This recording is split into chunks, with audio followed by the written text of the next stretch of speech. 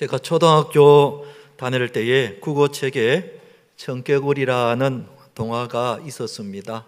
아마 여러분들도 그 내용을 잘 알 겁니다. 청개구리 한 마리가 어머니와 함께 살았는데 이 청개구리는 어머니의 말씀을 늘 반대로만 듣는 아주 말썽꾸러기였습니다. 그런데 어느 날 어머니가 병이 들어서 돌아가시게 되었는데 소원을 남깁니다. 얘야, 내가 죽거든 산에 묻지 말고 개울가에 묻어다오, 이렇게 유언을 남깁니다. 왜냐하면 어머니가 또 이 아이가 반대로 할 줄을 알고 그렇게 말을 한 겁니다. 그런데 이 아들 청개구리는 어머니가 마지막으로 남긴 소원이라고 생각하고 이 마지막 소원만큼은 들어야 되겠다, 그렇게 생각하고 어머니를 어디다가 묻습니까? 개울가에다가 묻습니다. 그런데 비가 오기만 하면 어머니의 산소가 떠내려갈까 봐 안절부절하게 됩니다. 그래서 청개구리는 비가 오기만 하면은 걱정이 되어서 개굴개굴 소리를 내어서 운다는 것입니다. 아주 재미있는 동화이지만 이 말썽꾸리 청개구리도 어머니의 마지막 소원만큼은 꼭 들어주었다는 그런 이야기입니다. 우리 각자에게는 나름대로의 소원을 다 가지고 있습니다. 여러분들은 지금 어떤 소원을 가지고 있습니까? 어떤 사람은 건강이 소원인 사람도 있고, 어떤 사람은 내 집 마련하는 것이 소원인 사람이 있고, 또 직장에서 승진하는 것을 소원으로 여기는 사람이 있을 겁니다. 또 우리 청년들은 좋은 직장에 취업을 하는 것이나 혹은 믿음 좋은 배우자를 만나서 결혼하는 것이 소원일 것입니다. 또 공부하는 학생들은 성적이 올라가거나 아니면 내가 바라는 대학에 합격하는 것이 소원일 것입니다. 이처럼 우리 모두는 각자의 소원을 다 가지고 있습니다. 바로 그는 하나님께서 여러분들의 소원을 들어주시기를 주님의 이름으로 축원드립니다. 그런데 우리 하나님도 소원이 있다는 것을 여러분들이 아시는지요? 이렇게 말씀드리면 어떤 사람은 아니, 하나님이 무슨 소원이 있어? 부족한 우리들이야 원하는 것이 있지만 하나님께서는 모든 것을 다 가지고 계신데 무슨 소원이 있겠는가?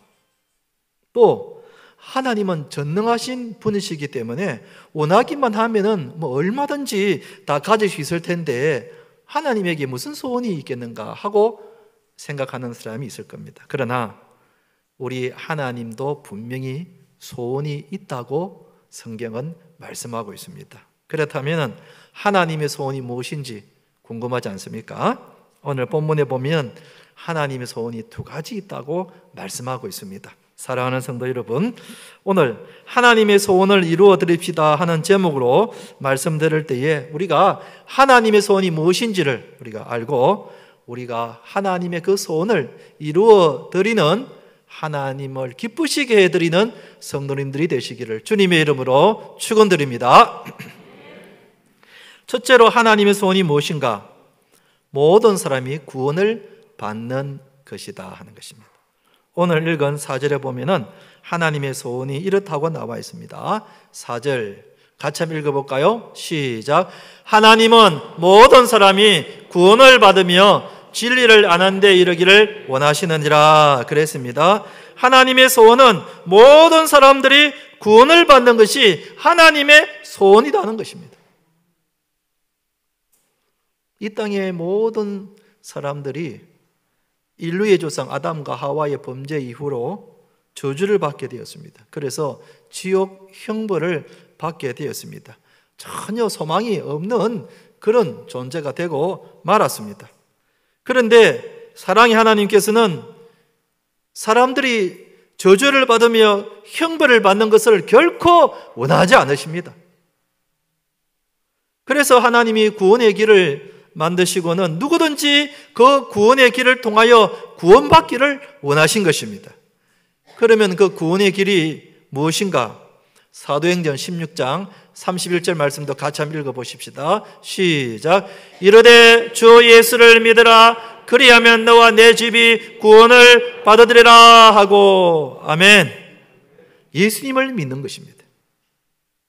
누구든지 예수님을 믿으면 구원을 얻게 된다고 하나님이 말씀하셨습니다. 그래서 하나님의 첫 번째 소원은 모든 사람들이 예수님을 믿고 구원을 받는 것, 이게 하나님의 첫 번째 소원이라는 것입니다. 그럼 두 번째, 하나님의 두 번째 소원이 무엇인가? 그것은 모든 사람이 진리를 아는 것이다 그랬습니다. 또 읽은 4절을 제가 한 번 더 읽어보겠습니다. 하나님은 모든 사람이 구원을 받으며 진리를 아는 데에 이르기를 원하시느니라. 진리를 아는 데에 이르기를 원하시느니라 그랬습니다. 하나님의 두 번째 소원은 모든 사람들이 진리를 아는 것, 이게 두 번째 소원이라는 것입니다. 그러면 여기서 말하는 진리는 어떤 진리를 말하는가? 두 가지 진리를 말하는데요. 첫 번째 진리가 5절에 이렇게 나와 있습니다. 같이 한번 읽어보십시다. 시작. 하나님은 한 분이시요 또 하나님과 사람 사이에 중보자도 한 분이시니 곧 사람이신 그리스도 예수라 그랬습니다. 모든 사람들이 알아야 할 첫 번째 진리가 뭔가 하면은 하나님은 계신데 그 하나님은 한 분이시라는 것입니다. 우리는 이 진리를 잘 알고 있습니다. 하나님이 계신 것을 우리는 잘 알고 있고 또 하나님은 한 분이시라는 것을 우리는 믿고 있습니다. 아멘. 그런데 세상의 많은 사람들은 하나님이 계신 것을 모르고 있는 겁니다. 또 하나님이 계신 것을 안다 하더라도 하나님 외에 많은 다른 신들이 있다고 그렇게 생각하고 있습니다. 예를 들면 하늘에는 태양신이 있고 바다에는 용왕신이 있고 산에는 산신령이 있고 이렇게 여러 곳에 많은 신들이 있다고 그렇게 믿고 있습니다. 그러니 여러분, 우리가 어떻게 해야 되겠습니까? 우리가 그들에게 하나님은 한 분이시다는 것을 알려줘야 되지 않겠습니까? 하나님 외에 다른 신이 없다는 것을 우리가 많은 사람들에게 알려줘야 하는 것입니다. 그렇습니다. 여러분, 우리를 사랑하시고 우리의 구원자 되시는 하나님은 이 세상에 단 한 분밖에 없음을 믿으시기 바랍니다. 그래서 우리 기독교에서는 하느님이라고 하지 않고 뭐라고 부릅니까? 하나님이라고 그럽니다. 천주교에서는 하느님이다. 하늘에 계신 분이다. 그런 뜻으로 하느님이라고 하지만 우리 기독교에서는 하늘에 계신 하나님이라는 뜻보다는 한 분밖에 안 계시다. 우리 하나님은 한 분이시다는 것을 강조하기 위해서 하나님이라고 그렇게 말을 하는 것입니다. 한번 따라합시다. 하나님. 하나님. 예. 우리는 하느님이라고 하지 않고 하나님이라고 부른다는 것을 꼭 알아야 되겠습니다. 그러니 이 세상에서 우리를 구원할 자 하나님은 오직 한 분밖에 없음을 믿으시기 바랍니다. 또한 모든 사람들이 알아야 할 두 번째 진리가 무엇인가? 역시 5절에 보면은 제가 한번 읽어보겠습니다. 하나님은 한 분이시요 또 하나님과 사람 사이에 중보자도 한 분이시니 곧 사람이신 그리스도 예수라 그랬습니다. 두 번째 진리는 중보자 예수님에 대해서 알아야 한다는 것입니다. 여러분, 중보자가 무슨 뜻입니까? 사람과 사람 사이를 중개하는, 연결시켜주는 사람을 중보자라고 그럽니다. 우리 예수님이 중보자라는 뜻은 하나님과 우리 사이를 연결시켜 주시는 분, 하나님과 우리 사이를 가깝게 이어주시는 분, 그분이 바로 중보자 예수님이라는 뜻입니다. 왜 그런가? 본래 우리는 하나님과 멀리 떨어져 있었습니다. 에덴 동산에서 아담 하와가 죄를 범한 이후로 사람은 하나님과 멀리 떨어졌고 그 사이가 원수지간이 되어버렸습니다. 그런데 예수님이 오셔서 우리 사람의 모든 죄를 다 지시고 십자가에 돌아가심으로 우리의 모든 죄를 다 깨끗하게 해주심으로 다시 우리를 하나님께 가까이 가도록, 하나님과의 관계가 회복되도록, 그래서 우리가 언제나 하나님을 가까이 가게 해 주신 것입니다. 할렐루야. 그래서 누구든지 예수님을 믿는 사람은 예수님을 통해서 하나님께 가까이 갈 수가 있는 것입니다. 내 힘과 다른 것으로는 하나님께 가까이 갈 수 없지만은 예수 그리스도의 이름과 예수님으로 인하여 우리는 얼마든지 하나님께 가까이 갈 수가 있는 것입니다. 할렐루야. 이 역할을 예수님이 하셨다는 것입니다. 예수님이 우리의 구원자가 되신다는 그런 뜻입니다. 그런데 많은 사람들이 구원자가 여러 명 있다고 그렇게 잘못 알고 있습니다. 유교의 공자도 계시고, 불교의 석가모니도 계시고, 이슬람교의 마호메트도 계시고, 이런 분들도 다 우리 인간을 구원할 구원자라고 그렇게 생각하고 있는 것입니다. 그러나 이분들은 우리에게 훌륭한 스승이기는 하지만 그렇다고 우리의 구원자는 될 수가 없는 것입니다. 왜냐하면 구원자가 되려면 인간의 근본적인 죄의 문제를 해결하고 죽음 이후에 우리를 구원해 줄 것에 대한 확실한 능력을 가지고 있어야 되는 거예요.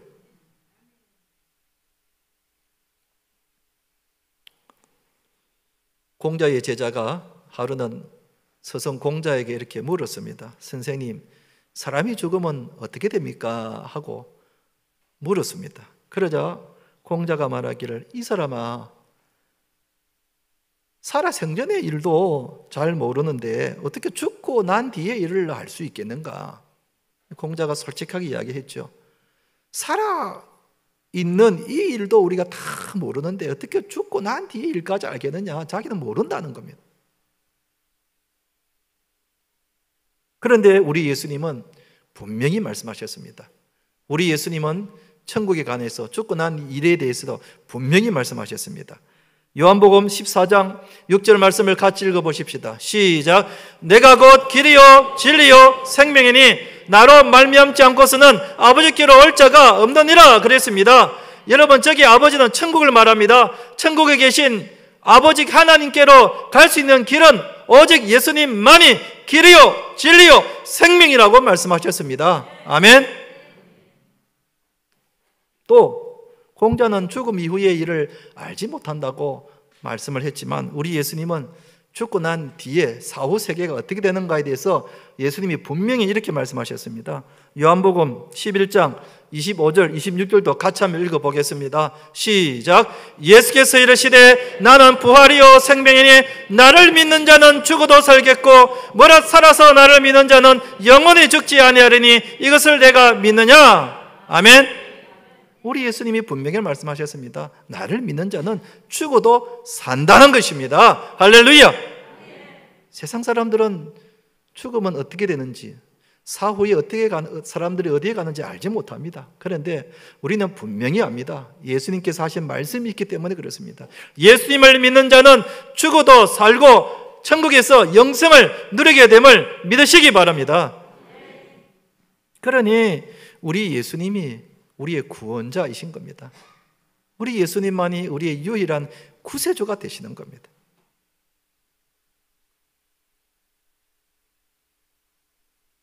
이처럼 우리 하나님에게는 두 가지 소원이 있다 그랬습니다. 하나는 하나님이 모든 사람이 구원을 받는 것이고, 두 번째는 모든 사람이 진리를 아는 것인데, 이 진리는 하나님이 한 분이신 것과 우리 예수님만이 우리의 유일한 구세주가 된다는 이 진리를 아는 것이 우리 하나님의 소원이라는 것입니다. 우리의 소원하고는 너무 차원이 다르죠.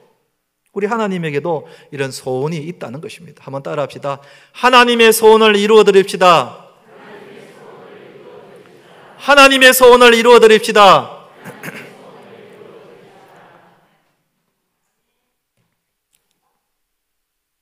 그렇다면 여러분, 우리가 어떻게 하나님의 소원을 이루어 드릴 수 있는가?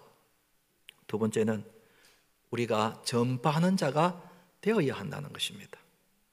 사도 바울은 7절에서 그가 하나님의 소원을 이루게 드리기 위해서 이렇게 말하고 있습니다. 7절 제가 읽어보겠습니다. 이를 위하여 내가 전파하는 자와 사도로 세움을 입은 것은 참말이요 거짓말이 아니니 믿음과 진리 안에서 내가 이방인의 스승이 되었노라 그랬습니다. 사도 바울은 그가 하나님의 소원을 이루어드리기 위해서 전파하는 자와 사도로 세움을 받았다는 것입니다. 그래서 사도 바울은 평생 이 하나님의 소원을 이루어드리기 위해서 때를 얻든지 못 얻든지 항상 복음을 전하고 말씀을 전파했습니다. 참으로 이 사도 바울은 위대한 사람입니다. 모든 사람들이 구원을 얻고자 하는 이 하나님의 소원을 알고 자신이 평생 가는 곳마다 복음을 전한 겁니다. 그렇다면 우리가 어떻게 해야 되겠습니까? 우리도 하나님의 소원을 이루어드리기 위해서 복음을 전파하는 자가 되어야 합니다. 전도하는 자가 되어야 합니다. 하나님이 계시다는 것을 우리는 전파해야 합니다. 하나님이 한 분이신 것을 우리는 가서 전파해야 됩니다. 예수님을 믿으면 누구든지 구원을 얻는다고, 예수님을 믿으면 죽어도 산다고, 우리는 이 진리의 말씀을 우리가 가서 전파해야 하는 것입니다. 아멘? 우리가 전파해야 되는 것입니다.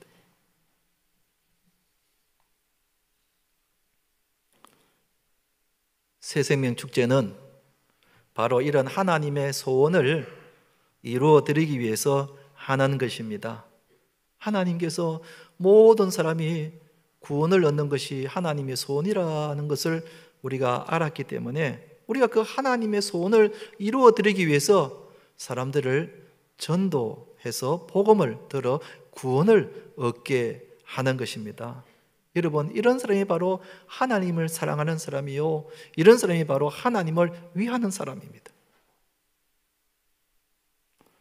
미국의 유명한 부흥 강사이신 D.L. 무디 목사님과 관련된 일화가 전해 오고 있습니다. 하루는 어떤 교인이 찾아와서 무디 목사님의 설교에 대해서 이런저런 평을 했습니다. 목사님의 설교는 문법적으로 틀린 것이 너무 많다는 겁니다. 사실 무디 목사님은 초등학교도 제대로 나오지 못했던, 많이 배우지를 못한 그런 분이셨습니다. 그러다 보니까 설교할 때 여러 가지 어투라든지 문법이 많이 틀린 것이 사실이었습니다. 그러자 무디 목사님이 이렇게 대답했습니다. 그렇습니다. 나는 무식해서 많이 배우지를 못해서 어투라든지 그리고 문법이 많이 틀립니다. 그래도 나는 주님을 위해서 삽니다. 그런데 성도님은 그 지식으로, 그 유식함으로 누굴 위해 살고 있습니까? 하고 반문을 했다는 것입니다. 누가 진정으로 주님을 위하는 사람인가 하는 것입니다. 여러분, 우리가 말로만 하나님을 위한다고 하지 말고 정말 우리가 하나님을 위한다면 하나님의 소원을 이루어 드려야 되는데, 하나님의 소원은 우리가 사람들을 전도하여 구원 얻게 하는 것, 이게 바로 진정으로 하나님을 위하는 사람이라는 것입니다. 우리가 하나님을 위하는 마음들이 다 있습니다. 그런데 생각만 갖고 있으면 안 됩니다.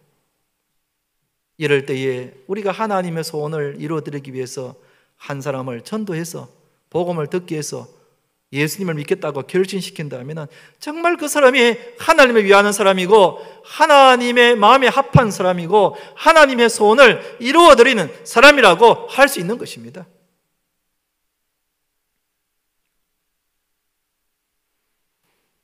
지난주에까지 320명을 작정을 했습니다. 참 많이 작정했습니다. 이 코로나가 아직까지 끝이 나지 않는 상황인데도 우리 성도님들이 애써 많은 분들을 작정을 했습니다. 그리고 작정하신 대상도 다양합니다. 부모님부터 시작해서 또 남편, 또 자녀, 친척, 늘 만나는 친구, 직장 동료, 그리고 이웃 사람, 많은 분들을 대상으로 여러분들 적어냈습니다. 잘하셨습니다. 그런데 여러분, 작정하고 적는 것은 쉬워요. 그런데 내가 작정한 사람을 교회로 데리고 오는 것은 결코 쉬운 일이 아닙니다. 오늘 같은 주일날 교회를 다니지 않는 사람들은 모처럼 휴일인데 집에 쉬고 싶고 어디 놀러 가고 싶지, 그것도 오전 시간에 교회를 간다는 것은 결코 쉬운 일이 아닙니다. 우리야 주일만 되면 당연히 교회 오는 것이 쉬운 일이지만은 한 번도 교회를 나오지 않는 사람이 주일날 아침에 그 휴일날 쉬는 그 시간에 내가 교회를 간다는 것은 결코 쉬운 일이 아닙니다. 그러기에 우리가 하나님께 간절히 기도해야 되는 것입니다. 그래서 우리가 한 주간 특별 새벽 기도를 하게 되는 것입니다. 내 힘과 내 능력으로는 할 수 없지만은 하나님이 그 사람의 마음을 움직이시면은 쉽게 교회에 나올 수 있는 겁니다. 우리가 마음은 앞서지 기도가 뒷받침되지 않으면은 이 일을 결코 이룰 수가 없습니다. 그래서 우리는 한 주간 주님을 바라보고 간절한 마음으로 기도해야 됩니다. 하나님의 소원을 이루어 드리기 위해서 한 사람을 교회에 데리고 나오는 것이 결코 쉬운 일이 아닙니다, 여러분. 그러나 이것이 하나님의 소원이라는 것을 우리가 알았기 때문에 그동안 우리는 하나님께 내 소원을 알기만 했지 하나님의 소원을 내가 언제 이루어 드린 적이 있습니까? 그런데 이번에 하나님의 소원이 많은 사람들이 복음을 듣고 구원 얻는 것이라고 했으니 이제는 내가 한번 하나님의 소원을 이루어 드려야 되겠다 하는 그런 마음을 갖고 한 주 동안에 우리가 최선을 다합시다. 이제 작정한 사람들을 만나기도 하고 전화를 하기도 하고 문자를 보내기도 하고 그리고 또 다음 주에 꼭 나오겠느라고 다짐을 받기도 하고, 그래서 우리가 할 수 있는 한 이번 한 주간은 다른 데 신경을 쓰지 마시고 한 영혼을 전도하는 이 일에만 집중해서 전도의 열매를 맺게 되기를 축원합니다. 정말 우리가 하나님을 위한다면, 내가 정말 하나님의 소원을 이루어드리기를 원한다면 우리는 이번 한 주간에 이 일에만 집중해야 하겠습니다. 그럴 때에 한 영혼이 구원을 얻게 되는 것입니다. 한번 따라합시다. 한 사람이 한 생명을